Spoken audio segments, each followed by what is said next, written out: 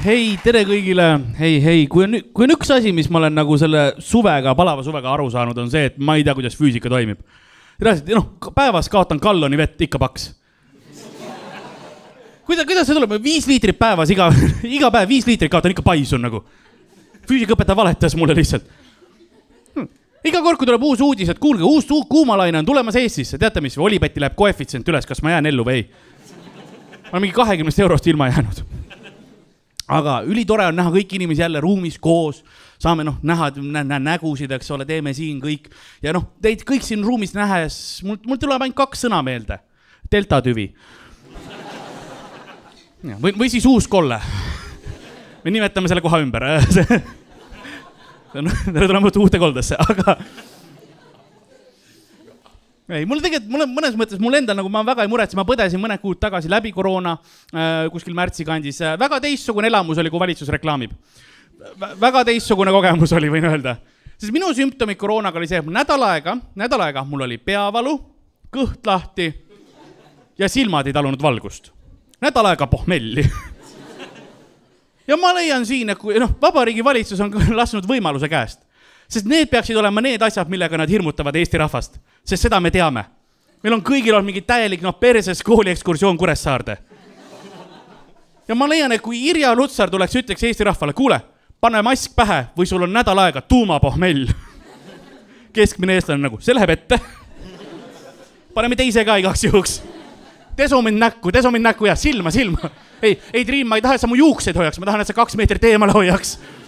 Triin, palun. Mulle meeldis, kui piirangud pihta hakkasid, mulle meeldis see esimene laine on ju, bussis vaatad on ju, vanurid kõik panid endale maski ette.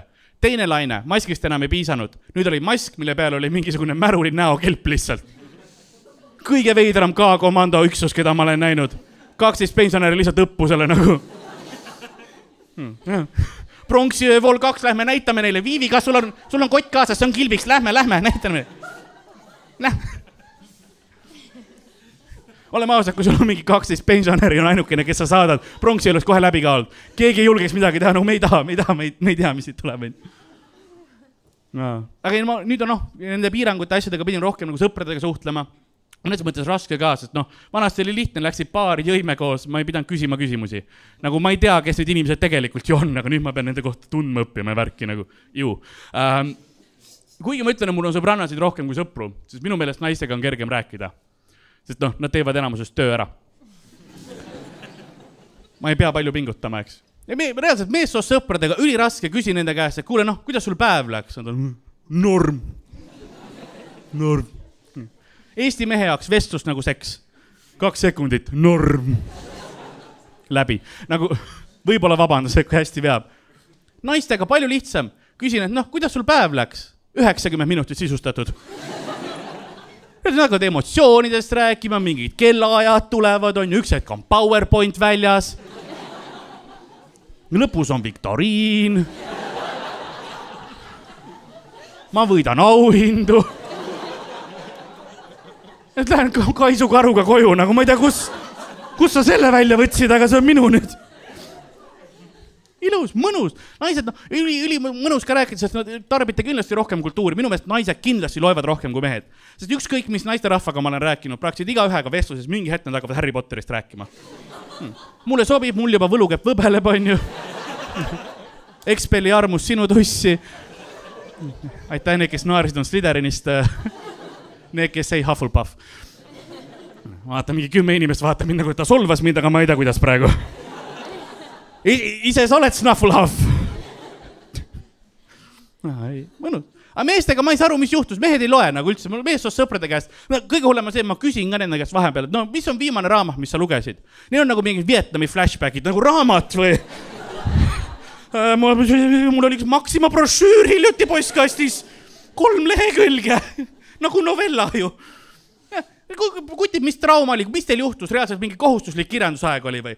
Lugesid Tõde õigust voodis pikal, üks klõnk kinni riistei vahele. Nüüd on Tammsaare pärast valus kusel käia või nagu... Mis juhtus, kullakesed, palun? Mehed ei saa küsimustest ka aru, absoluutselt. Küsin nende käest, nad ei saa. Naistega palju lihtsam. Ütled, et mis sorti inimene sa oled? Nagu ma olen looduse inimene või ma olen kunsti inimene või ma keskendun karjäärile. meesterahva käest, noh, mis sorti tüüp sa oled? Ta, no ma põhiliselt joon ainult alle kokki. Joodik on see sõna, sa oled joodik on see, mis sa tahtsid öelda.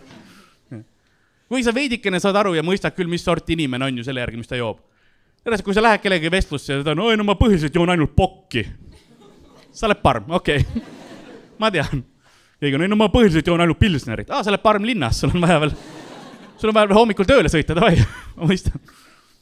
See on üldse, üks asi, mis tegelikult naistel on raskem, on komplimendid. Vaadake, naiste puhul on see, et kompliment peab õige olema. Naine juba enne, kui sa lähed komplimenti tegema, naisterahvas teab, mille kohta see kompliment peab olema. Nad teavad, mis neil õigesti on. Ei, ma reaalselt ükskord proovisin sõbrannale komplimenti teha, ütlesin, kuule, su eyeliner on täna on point. Ta vaatas mulle tülgastusega otsa. Mis eyeliner? See on ripsme tuš. Ma anna andeks, et ma üritan Kas see oleks parem, kui ma järgmine kord tulen sul on kenad silmakriipsud. Mulle meeldib, kui sa näoga asju teed. Ei ole, üliraske on.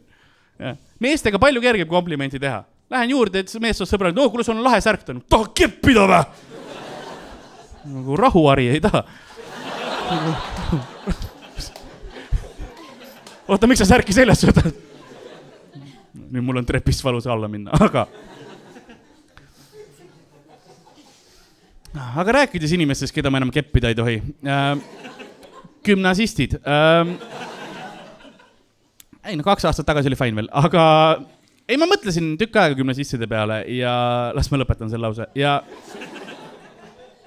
Sest gümnasistidel olid eksamid. Ma mõtlesin, kui siis, mul oli see kooli lõpetamised ja asjad, ärge küsige, miks ma huvi tundsin. Ja mind huvitas see eksamite küsimused, siis ma vaatasin ja ma sain aru, et need ei puutu üldse gümnasistide eluga kokku. Mata eksam mingisugune, tädi Maali ostis 5 kilo banaane. Tore, et enam defitsiidis ei ole, aga mis tal sellega pihta nakata on ju? Küsi gümnasistile küsimusi, mis neil reaalselt elus igapäevaselt kokku puutuvad. Järgmine aasta mata eksam, esimene küsimus. Nii. Kui sul on A, pudel õlut, mis on 500 milliliitrit, 5,2% ja maksab 1,40. Või sul on B, pudel veini, mis on 750 milliliitrit, 14,5% ja maksab 7,99. Siis kumba sa peaksid ostma, et odavamini mällu juua? Keskmine gümnasist vaatab seda tehet et ma juba hommikul tegin selle. Ma tean vastust ju. Ma saan 100 punkti. Siis see ikka kuhugi ei saa. Lävend on 110 ja siis, aga tee siis küsimused, mis on tulevikus vaja on, eks ole. Reaalselt, võtab mingisugune jällegi mata eksam, teine küsimus. Nii, kui keskmine korteri üür on liiga palju, aga sul on miinimumpalk ja sa oled alkohoolik. 1 gramm maksab 20 eurot. Kui putsis sul on? Valikvastused. Kas väga või no ikka väga? Kõik lähevad. Ja me ei austa üldse gümnasiste, kui nad teevad eksami perioodil ka. Me ei anna neile üldse hingetõmbamise aega. Näiteks Koreas tehakse kõik eksamid ühel päeval, on ju. Nad ütlevad selle kohta, kindlasti hääldan õigesti, sengi ongi, eks ole. Ja ärge palun kontrollige. Ja siis ongi see situatsioon, kus sul on terve riik on vait too päev, sest 20 tunni jooksul kõik eksamid. Ja riigist lennud ei tohi lennata, ehitustööd ei tohi käia, isegi kiirabi sireenid ei tohi peale minna, inimesed peavad lihtsalt ära surema, on ju. Aga mis meil Eestis on? Null respekti. Ma mäletan oma bioloogia eksamit. Meil olid töömehed aulas. Ma näisin üks hetk lihtsalt hoidsin redelit. Kas sa ei tea, mis mitokonder on? 20 minti on aegu, nii ma seda hoian. Davai, aga räägi mulle mitokondrisse nii. Koreas öeldakse õpetajatele, pange tossud jalged ära konstkingadega, klõbistage ka värki, on ju. Meil ka jälle null respekti. Ma mäletan ühte õpetajat, kes käis meil lihtsalt neid ridu mööda ringi, on ju. Jäi mu klassivenna kõrval seisma, vaatas su tööd ja hakkas lihtsalt naerma. Sa kukkus kindlalt läbi ju. Anna kohe siia. Aga nüüd on olümpia ka käimas. Ma ise jälgin, praegu ma jälgin olümpiat tavaliselt mingi aasta hiljem, sest siis tulevad need kõige magusamad dopinguudised välja. Ja see on ainus asi, mis meid olümpia puhul või üldse spordi puhul huvitab, on need dopinguudised. Läbi ajaloo minu lemmik dopinguudis on see, et aastal 2018 võeti ära Venemaalt üks pronksmedal olümpias ühel alal dopingu pärast. Ja mulle meeldis, mis alal see oli.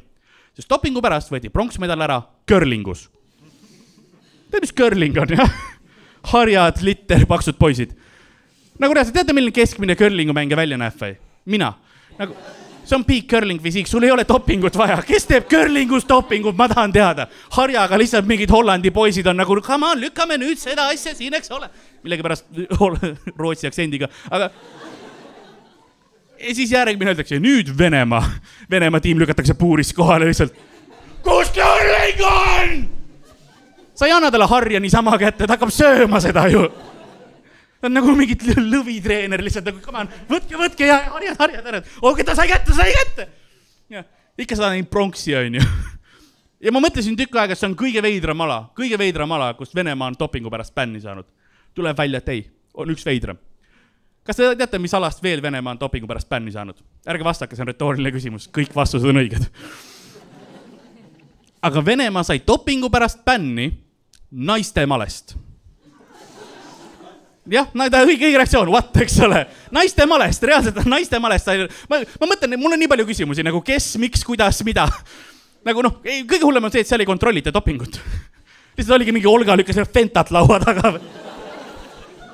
Kohtunik on nagu, midagi on teisiti kui tavaliselt.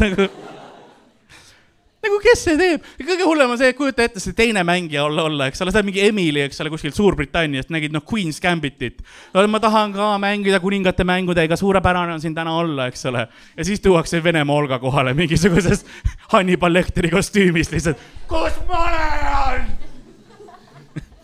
Ta käega hakkab sul lihtsalt, võtab odaperik, viigistab puruks, teisega petturit sööb. Kuigi Olga numbrit teab, siis andke teada palun, ma tahaks, et ta minu etturit ka sööks. Aga kuulge, mina olin Karl, et ära kuulda, olge tublit, tšau.